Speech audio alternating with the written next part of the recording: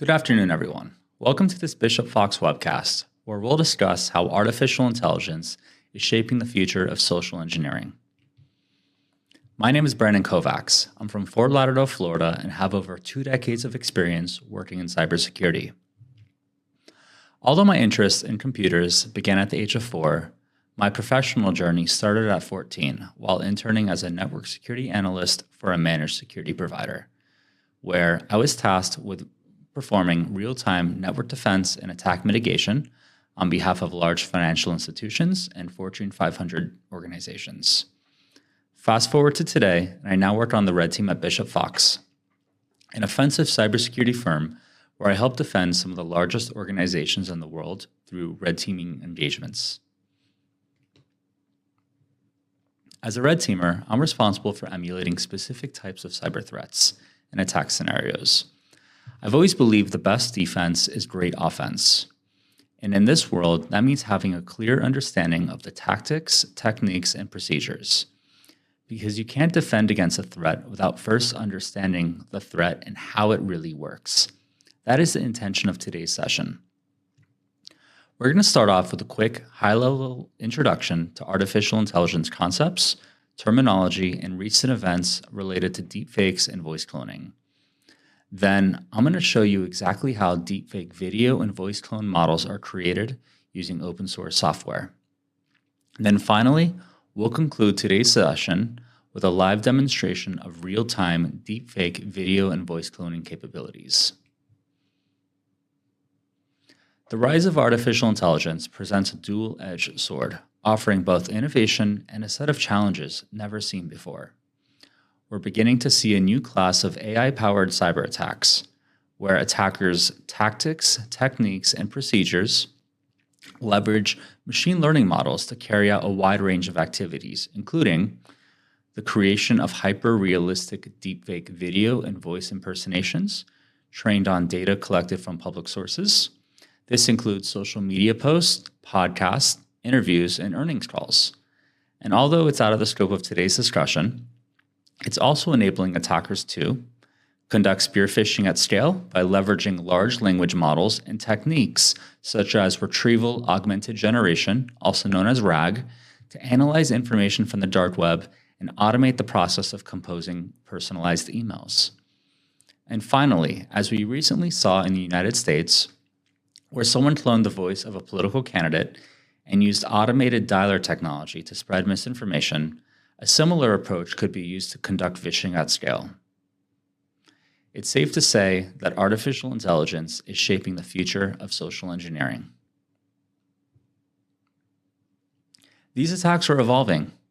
We've witnessed a progression from the voice cloning of high-profile individuals for fraud to deepfake videos that spread misinformation on a global scale to thefts measuring tens of millions of dollars. In 2019, we witnessed the first known voice cloning incident, where someone impersonated the chief executive officer of an energy firm in the United Kingdom, resulting in a $250,000 loss. A year later, in 2020, voice impersonation of a company director for a multinational bank in the United Arab Emirates led to a $35 million loss. 3 years later, we witnessed the hacking of television networks and streaming providers to distribute deepfake misinformation videos. And then, earlier this year, a finance worker of a multinational firm in Hong Kong believed he was speaking to the chief financial officer of his company on a live video call, where he was instructed to send a $25 million wire transfer. The CFO, along with others on the call, turned out to be real-time deepfakes. It's evident that each year the sophistication and impact of these attacks increase, highlighting the urgent need for new strategies to counter these AI-powered cyber threats. To fully understand today's discussion, it's crucial to familiarize ourselves with key terms. A model is a type of algorithm that relies on a dataset to recognize patterns and learn from it through a process known as training. Training is where the model looks at the dataset from a mathematical perspective, trying to come up with a formula that best represents the data and make predictions. Over time, through a series of iterations, the model becomes more accurate in its ability to predict. And then finally, we have inferencing, which is the phase most people are familiar with. This is where we provide a model with new, unseen data. The model will then use the knowledge it was trained on to create a prediction and provide an output. Creating a machine learning model involves several phases. First, we must collect and prepare the data. The type of data we use and the preparation involved will vary depending on the type of model we're trying to create. For example, a vision model will use photos or videos as the training data, whereas a voice model will use audio. A chat model would use text. We then prepare the data accordingly. These sub-steps can vary depending on the type of model created. I'll explain what I mean by that in subsequent slides. Finally, we undergo training, where the model attempts to recognize patterns and learn from the data set. The final trained model will be capable of executing tasks, ranging from natural language processing to image recognition or generative content through a process known as inferencing. Inferencing is where all the magic happens. It's the phase most people are familiar with. This is where the model will execute the task it was trained to perform. We provide new, unseen data as input to the trained model. The model then uses the knowledge it was trained upon to draw conclusions and return a response. For example, ChatGPT was trained against a large corpus of text. We're able to ask it a question, and it will provide a response. Or perhaps we have a natural language processing model that performs sentiment analysis, or a classification model that can predict if an email is spam or not. The idea here is that during inferencing, we provide an input to the model and it will return an output. Now, before we proceed to the next section, it's important to highlight the ethical considerations, especially in the context of social engineering. It's imperative that the creation and use of deepfake video and voice cloning technologies are done with consent and for legitimate purposes. Today's demonstrations adhere strictly to these guidelines. The deepfake video and voice models I'm going to show you were created with permission. So let's first discuss voice cloning using open source software. Vocal clones can be created and trained using retrieval voice conversion, also known as RVC, which can be found at the following GitHub repository. RVC allows you to train your own vocal models using WAV audio files as the training data. RVC models can then be inferred to perform audio-to-audio conversion. This enables us to maintain the original speech's content, but alter its sound and pitch to match another person's vocal characteristics with remarkable accuracy. As you can see, the high-level phases required to train an RVC model are very similar to other types of machine learning models, but with a few subtle differences. First, we're going to use audio files for our dataset. Next, we'll prepare the dataset ahead of training. This involves cleaning, splicing, and conversion of the audio files into the appropriate format.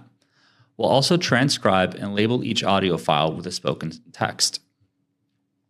Finally, we provide the prepared dataset to the RVC trainer, which will recognize patterns, learn from the data, and output a trained voice model.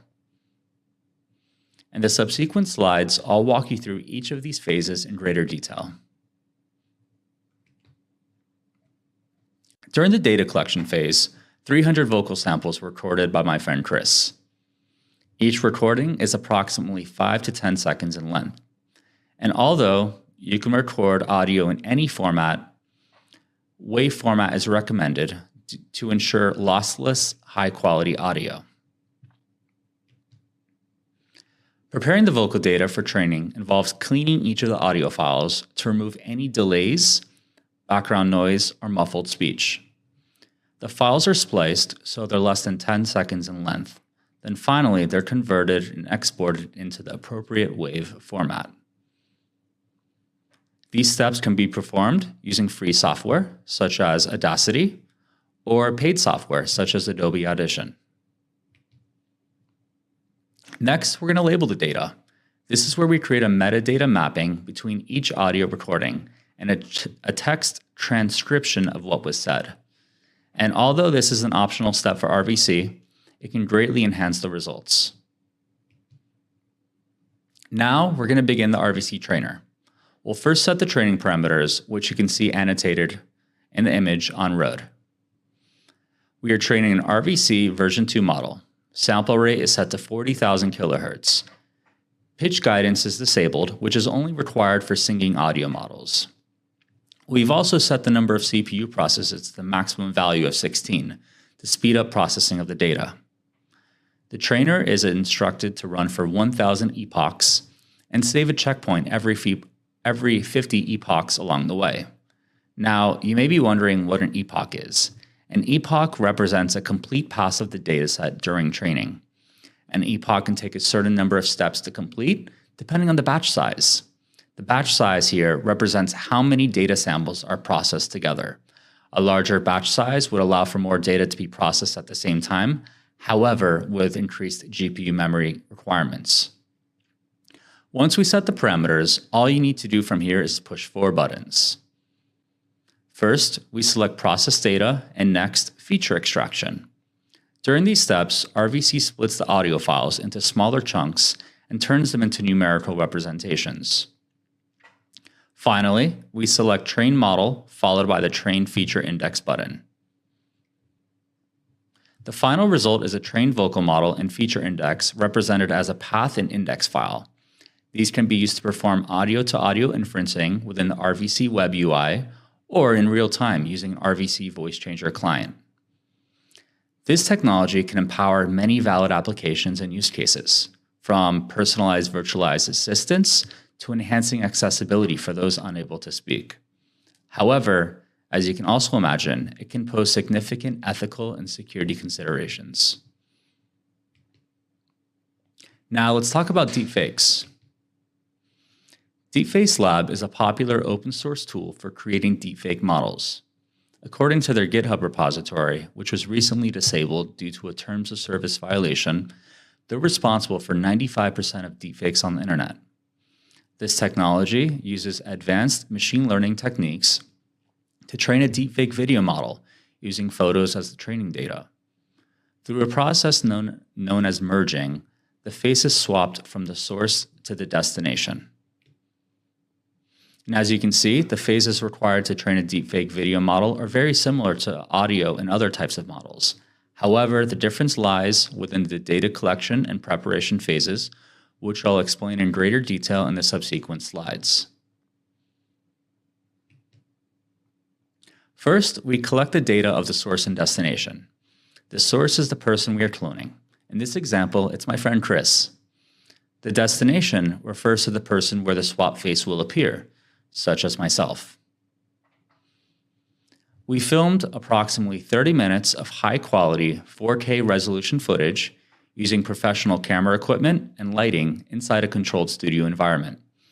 This enabled Chris and I to capture a variety of angles and facial expressions for both of our faces that we can then train a model against. As I previously mentioned, Deepfakes Lab uses photos as the training data. Therefore, to prepare the datasets for training, we must first extract the frames of the recorded video for both the source and destination. To accomplish this, you can use a tool such as FFmpeg. The result are thousands of image frames of the source, my friend Chris, and myself as the destination. Next, the source and destination image frames undergo alignment. This is where Deepfakes Lab examines the image frames to identify the faces and facial landmarks, such as the eyes, the nose, and the mouth. Next, we label the source and destination datasets through a process known as masking. This is where we define the edges and contours of the faces, including any obstructions, such as glasses or hats. For the best results, I recommend labeling a variety of images, each containing different angles and facial expressions. Next, we use the labeled mask data in our dataset to train a custom mask model. This enables Deepfakes Lab to properly recognize and define the facial contours for both the source and destination frames. This process can take anywhere from a few days to a few weeks. During this example, we trained our XSEG mask to 13.6 million iterations, allowing it to recognize only our faces, meanwhile ignoring obstructions such as hats. Finally, we begin training our deepfake video model. This is where Deepfakes Lab attempts to recognize patterns in both the source and destination, learn from it, and make a series of predictions based on what it knows at that point in time.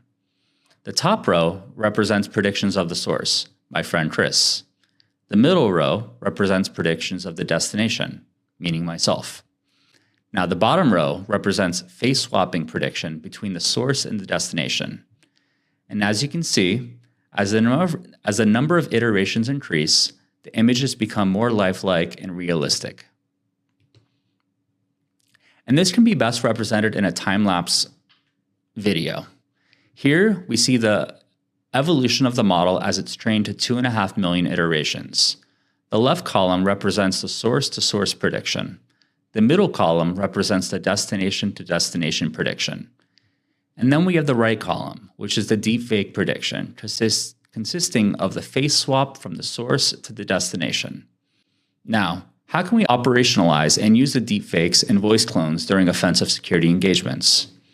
For a red team engagement, here are two possible attack scenarios. During an external breach, we could utilize a voice clone and call the IT help desk of the target organization and attempt a password reset. Once the password is reset, we could then use this access to pivot and move laterally. Or perhaps during an assumed breach, we could use a deepfake video and voice model to perform internal phishing over a video conferencing client, such as Microsoft Teams or Zoom, to pivot and move laterally throughout the organization. This could also be used during traditional social engineering assessments to test employee resilience and validate existing security awareness training surrounding deepfake videos. We will now move to a live demonstration to highlight real-time deepfake video and voice cloning capabilities. Throughout the presentation, I explained the steps I took to train a Deepfakes Lab video model and retrieval voice conversion vocal model of my friend Chris. I'm now going to demonstrate the transformative powers of artificial intelligence and its uncanny ability to create real-time, hyper-realistic deepfakes.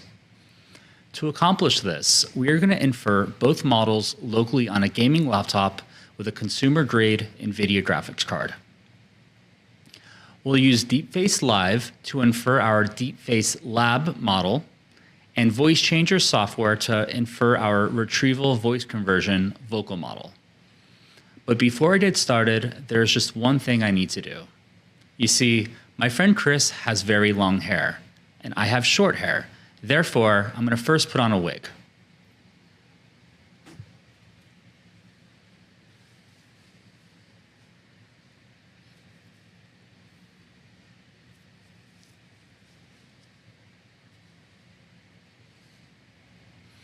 There's just one last thing we need to do. You see, Chris is a huge Miami Dolphins fan and loves to wear their hats proudly. This demo would not be complete without a Miami Dolphins hat.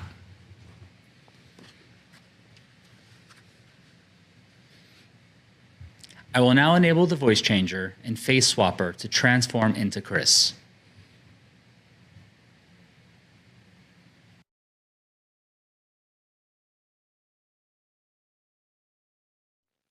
Hello, my name is Chris, but I'm not really Chris. I'm a real-time deepfake created specifically for this presentation to demonstrate how hackers can use public information of your chief executive officer, chief financial officer, or any public figure from your company and clone them in real time.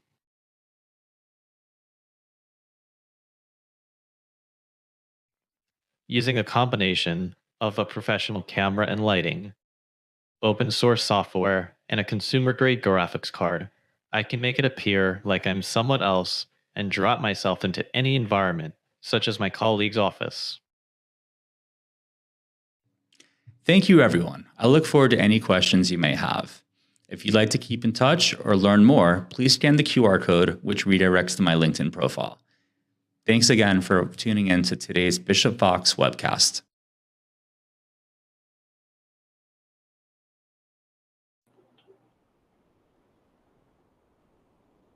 Hello, everyone. because now we're going to do a Q&A. If you have any questions, please write them down in the comment section, and I'll be more than happy to answer them.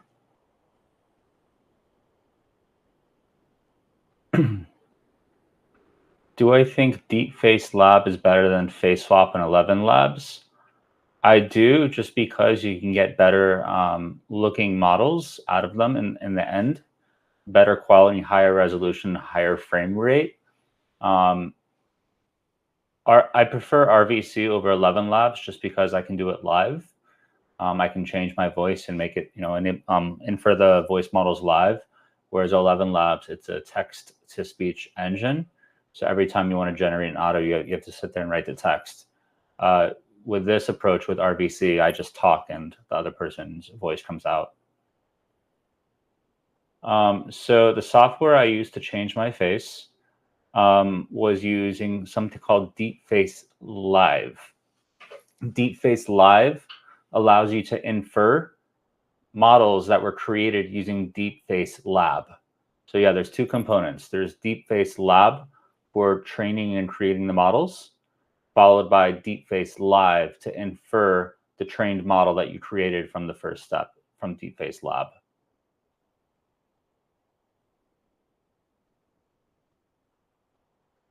Yeah, in terms of Deepfakes Lab, it was taken down a couple of weeks ago.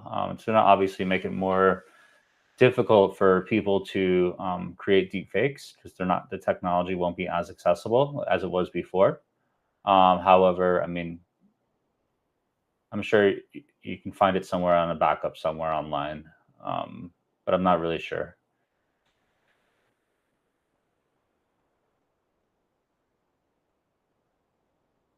Yeah, if you guys have any more questions, feel free to write them in the chat. I'm more than happy to answer.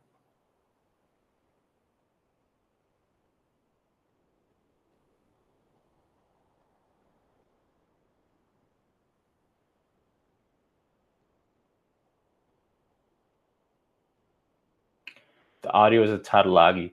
Yeah, so when I was doing this, I was recording everything live on a laptop. On top of that, I had like Adobe Premiere and Audition and OBS and all these other things set up at the time. So all those things running at the same time on just like a laptop is obviously going to bog down the resources.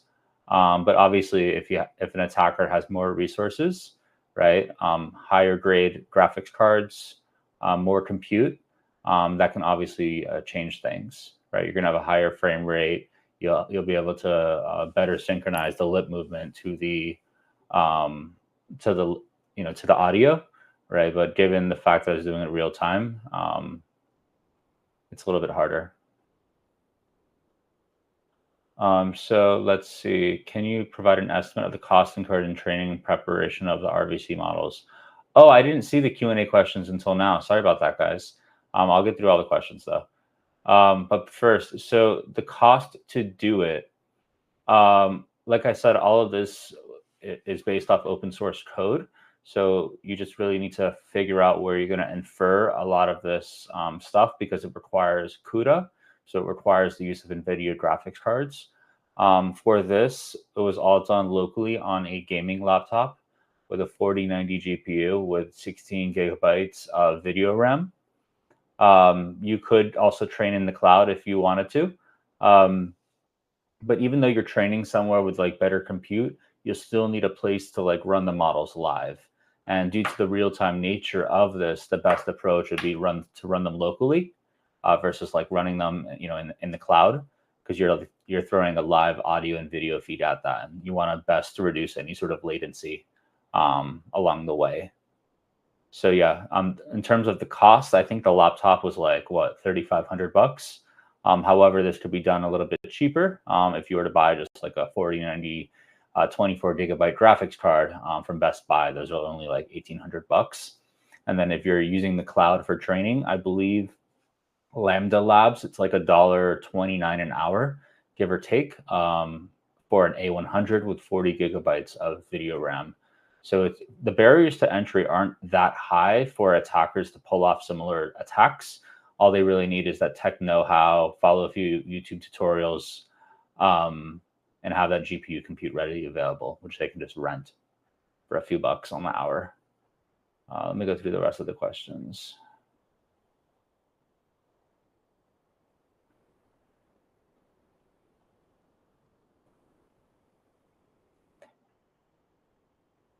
What was it? Is the current tech capable of providing live deepfake audio? Yeah, so that's why I prefer the RVC approach versus 11 Labs, just because I can speak into a microphone and then the audio comes out, right? I'm not using a text-to-speech engine where I have to type text and then it'll create the voice for me. I'm talking into a microphone, a live audio feed into a microphone. We're inferring that model, the RVC model we train, and then out comes the audio.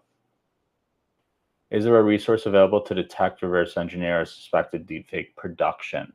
So yes and no. There are companies working on deepfake detection, but as it stands right now, there's not really like a complete turnkey enterprise solution per se that a company can just roll out across their company and do like real-time deepfake detections. I definitely think there's a lot of progress and room that could be made in that area. It's definitely a problem that needs to be solved because like as the hardware gets better, and obviously the software is very accessible, it's open source, it's only going to get easier and easier for these things to get created at much higher qualities, right? As the tech hardware improves, you're going to see higher resolution deepfakes. The speed and time to infer and train models would also increase greatly. So yeah, definitely a lot of room to be made in that area for detections because it's only going to get worse, in my opinion. What are some of the ways that cyber criminals are obtaining samples of voices and video? So that's a good question. If you think about it, if you're a public figure of an organization, you're at risk. As we saw earlier this year in January of, I believe it was January when it happened, it came out in the news in February, but there was a finance worker at a multinational bank who thought he was talking to the chief financial officer of his company on a live video call, like on Zoom. And on that call, he was instructed to send $25 million, which he did because the CFO was telling him to. It turns out it wasn't the CFO, it was a real-time deep fake. So if you think about it, if you're the CFO of a company, you're already a public figure. You're on many earnings calls, especially if you're on a publicly traded company. There's lots of content out there that exists of you from all the press and interviews, earnings calls that you've done, especially if you're like a CEO, right? So an attacker could use all that public-facing footage that exists. If you're on a podcast, an interview, social media platforms, professional networking platforms, company websites. There's all sorts of places where videos are shared that cyber criminals or someone that wants to create a deep fake of a person from a company that has a public presence can then leverage and use to then use as their training data to train whether it's a video model or a voice model. Let me look at the other page for questions. So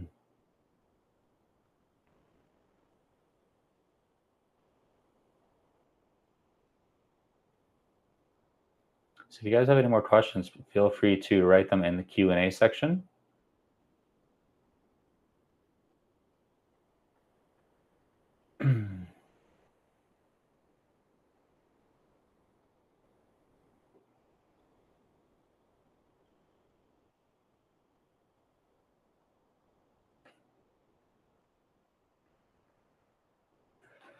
Operational process improvements would I suggest to mitigate the risk of fraud? So yeah, that's actually a really good question. What I've seen companies do and implement that works very well are establishing the caller's identity through two ways. A,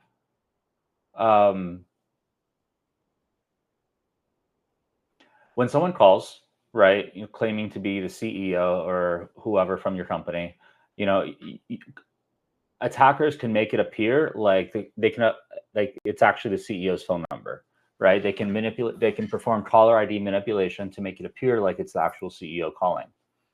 What you could do to mitigate that is to do a callback, right? You can say, yeah, sure, Mr. John Doe, I can do whatever request you need, but first I'm going to call you back. And what you do is you hang up the phone, you then look up the CEO's real phone number in the corporate directory, and then you call that person back. This is so that way you can ensure that the call is getting routed to the real person. Because if someone is performing caller ID manipulation, they're calling you one way, they're showing your caller ID, but the real CEO doesn't see that. So by hanging up that call and calling back the real CEO, the attacker or the bad guys, they can't intercept that phone call. That way you can be sure you're talking to the real person. Next, another thing that can help mitigate these types of things are if the two parties already agree on something that isn't known publicly, like a safe word or a password. So for example, a few weeks back, someone cloned the audio belonging to the CEO of Ferrari. And what they did is then use that audio to then train vocal models, and then use that vocal model to then call people within the business. I could be mistaken by this. I believe it was the accounting department, but I could be mistaken. But someone high up in the business that controls the finances, and they tried to call that money to initiate wire transfers. During that call, the person on the receiving end who received the call said, "Yeah, yes, sure, yes, sir, I can do whatever you need. But first, tell me this: what was the name of the book that I gave you last week?" And because the person who was, spoofing and impersonating the CEO's voice didn't know that information, that mitigated the attack entirely. So going back to having like a layer of two-factor authentication where those two parties agree on a safe word or something that only those two people know, that isn't publicly known, such as, or, could be found in like a data breach containing security questions. And that could be used to verify that the person on the receiving end is who they say they are. Can audio be stripped from a YouTube video to deepfake? Yeah. So if there's sufficient data, meaning there needs to be, if it's publicly facing information, you're not like working with a client to record, their vocal samples off like a Rode microphone, and you're acquiring it from public sources, you need more of it. So by more, I mean anywhere from 1 to 2 hours of speech. That speech has to be clean in the sense that there can't be any sort of background noise, reverb, music. It should only be the clean, isolated vocals. And then, yes, if you have sufficient length, at least 1 to 2 hours, you can then train a vocal model off of that, and then infer that. Once you have that trained model, you can then infer it locally using like a voice changer software that imports RVC V2 models, and then from there, yes, you can then clone that person's voice.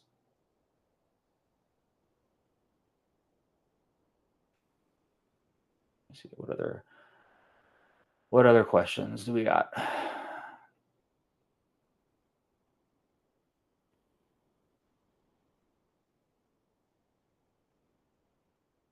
So going back to Lee's question, he asked, are there any resources available to detect or reverse engineer a suspected deepfake production? I know 11 Labs recently released a tool on their website that allows you to upload an audio clip and detect whether or not 11 Labs was used to create that voice sample. So that's something that exists right now. I don't know how it works. They probably have some sort of like cryptographic signature that's baked into the audio recording. And then once that's analyzed by their detection model, it probably looks for that.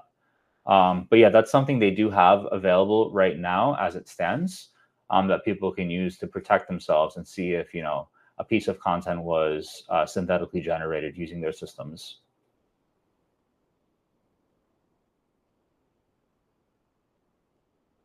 And yeah, we can give 1 more minute for questions. If nothing else comes in, then I guess we're going to wrap up. See if you have any questions. Now is your chance to ask.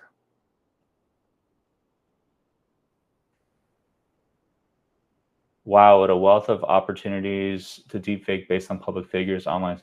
Yeah, so that's the scary part. I mean, if you're a public figure, especially one that has done a lot of press, a lot of interviews, especially like politicians, big CEOs, I definitely see that as an issue, in which someone could use that public-facing information and train these models and then use them to conduct fraud or distribute misinformation. Especially when you think about it, we have the election coming up in a couple of months, and we've already seen how deepfakes are being used to seed disinformation, or show that people are, showing support for a political candidate when really they're not. Let's see what else. Do I see deepfakes affecting small, medium businesses? I see deepfakes affecting everyone. It doesn't matter if you're a small, medium, or a large business or enterprise. Deepfakes and this technology is going to affect everyone. A few years ago, someone called my grandma claiming to be me. And on that call, they said, "Hey, grandma, I'm in Mexico. I just got into a car accident and the police are here and I need to give them $4,000 or I'm going to jail." So what does my grandma do? She goes straight to the bank, sends $4,000 through Western Union, and loses $4,000 in that scam.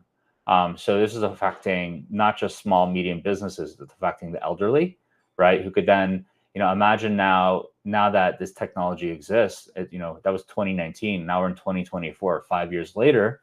The technology has definitely improved in terms of the software, to train a model off my voice if someone were to do that, and then use that to conduct phishing. So I see this affecting small, medium businesses, large businesses, enterprise businesses, as it already has, multinational businesses, and also affecting people like the elderly and vulnerable.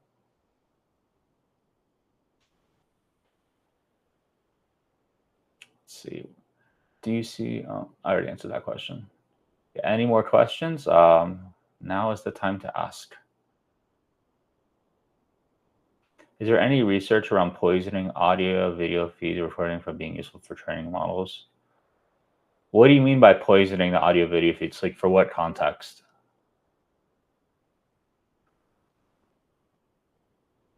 I do see like opportunity for companies to, when they release audio recordings, somehow embed some sort of like cryptographic signature in the audio, some way, shape, or form.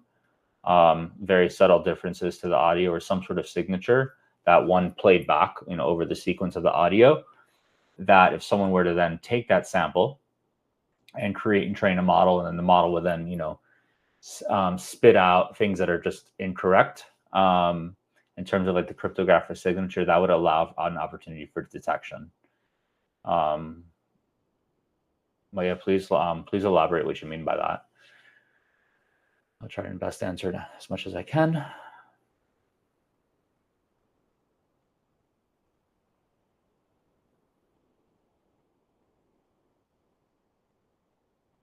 Has Bishop Fox used this techniques in assessments against clients? Yeah. So going back to that incident back in January of this year, ever since the finance worker of the multinational bank thought he was talking to the CFO on a live like Zoom call.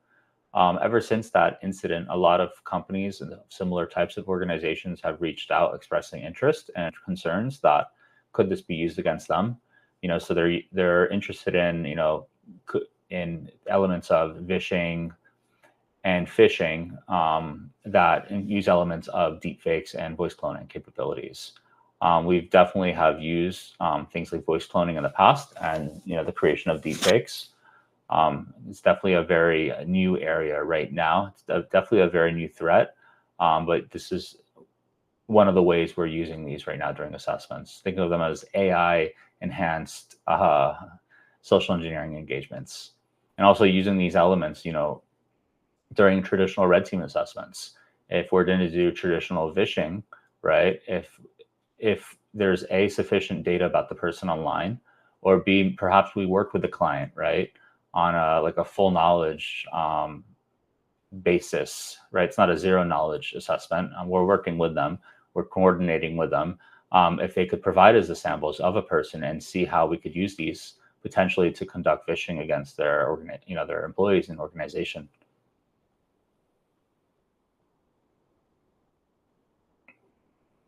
Are there any table type exercises that should be instituted in organizations? I definitely think there's areas where companies can do tabletop exercises to see how they can best respond to deepfake related incidents. It's definitely again, this is such a new area. I don't think organizations are really thinking about this now because it's so new, but it's definitely something that should be on people's minds. So that way they can best prepare for when, someone calls pretending to be the CEO and they start calling your accounting department, trying to elicit information about your bank information, or try and have, people send money and funds.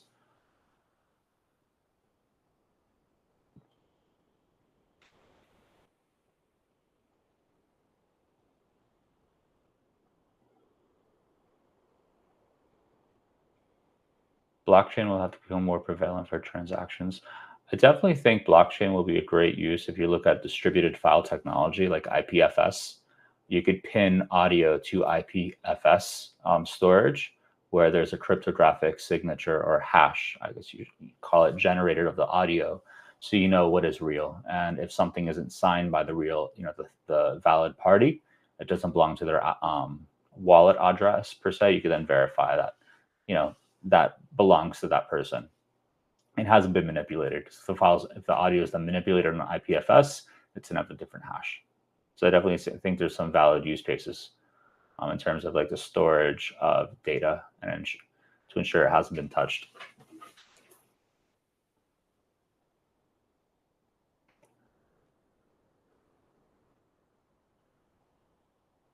Let me see, any more questions?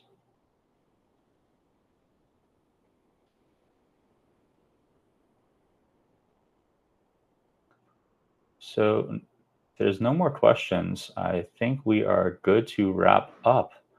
Thank you again, everyone, for having me today. It's been an honor to talk to you about real-time deepfakes, video and voice cloning. It's been a great focus of my research for the past 6 or 7 months, ever since that Zoom call occurred. What I really wanted to do is figure out and understand, like, how do they do it, right? Because as I said, as a red teamer, it's our job to be able to emulate threats. And down the rabbit hole I went. So thank you everyone for having me. I hope you enjoyed all this and all my research.